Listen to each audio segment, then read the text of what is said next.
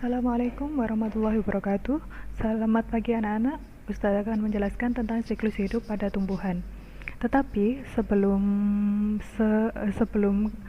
melaksanakan pembelajaran kali ini, kalian sudah melaksanakan sholat duha dan kebiasaan positif di rumah. Pastinya sudah kan? Kemarin sudah Ustazah jelaskan tentang bagian-bagian tumbuhan. Masih ingatkah kalian bagian-bagian tumbuhan itu apa? Contohnya seperti akar, batang, daun, buah, dan bunga. Tetapi kali ini Ustazah akan menyampaikan tentang siklus hidup pada tumbuhan.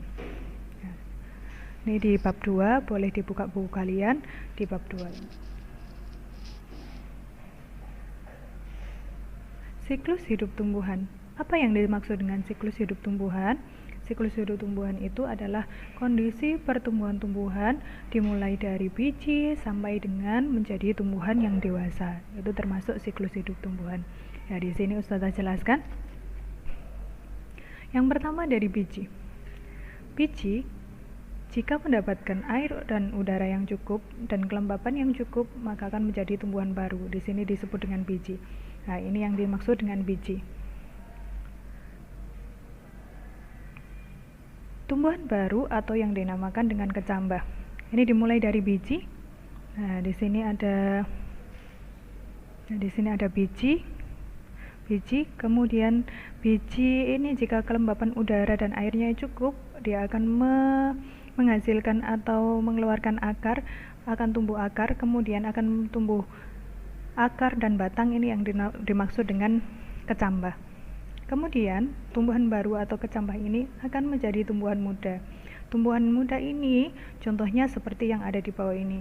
Sudah ada akar, sudah ada batang, sudah ada daunnya. Kemudian tumbuhan itu akan menjadi tumbuhan yang dewasa. Nah, siklus hidupnya jika digambarkan Ustazah, siklus hidup tumbuhan itu, nah ini ada di buku kalian, bisa kalian buka di bukunya. Itu dimulai dari biji. Biji itu asalnya dari mana? Biji itu asalnya dari dalam buah.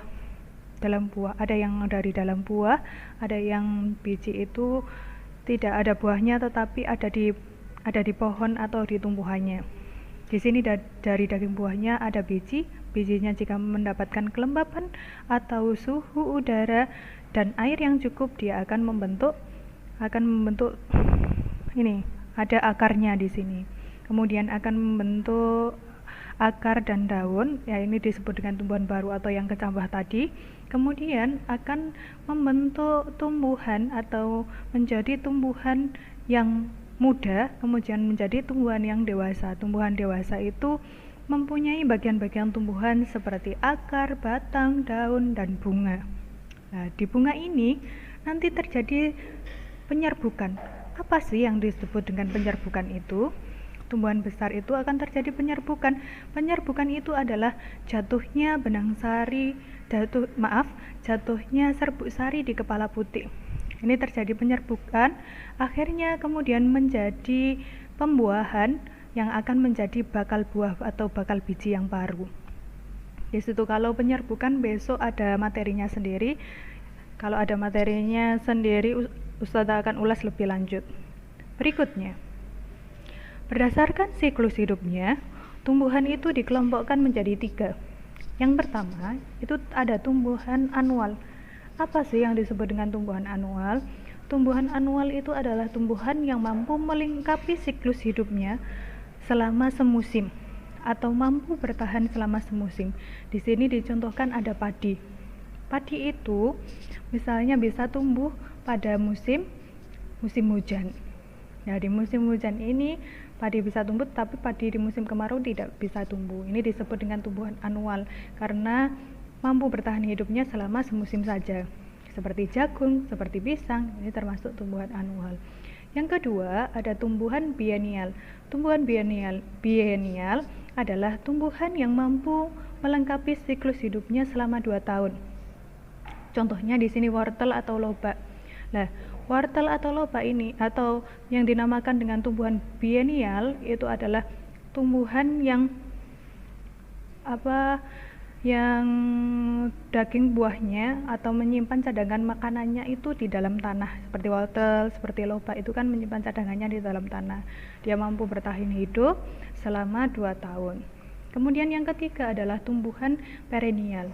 Apa itu tumbuhan perennial? Tumbuhan perennial itu adalah tumbuhan yang mampu melengkapi siklus hidupnya selama bertahun-tahun.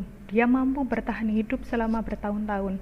Contohnya seperti jati. Jati ini meskipun di musim hujan, meskipun di musim kemarau, dia tetap bisa tumbuh. Di sini ada mangga juga. Mangga, jambu itu termasuk tumbuhan perennial atau yang tumbuhan yang mampu bertahan hidup selama bertahun-tahun. Kemudian di sini adalah upaya pelestarian tumbuhan. Upaya pelestarian tumbuhan bukan hanya tumbuhan, tetapi upaya pelestarian hewan juga. Ya, di sini yang pertama adalah reboisasi.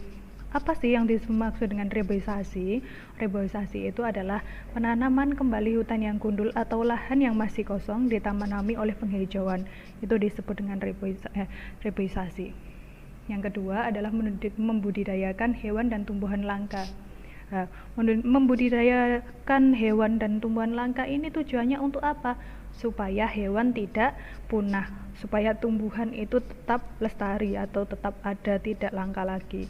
Yang ketiga, membangun cagar alam dan suaka marga satwa atau membangun tempat yang untuk hewan-hewan yang dilindungi, untuk tumbuh-tumbuhan yang sudah langka, supaya masih bisa bertahan hidup. Yang keempat, melarang penebangan hutan. Kenapa kok kita harus melarang penebangan hutan secara liar?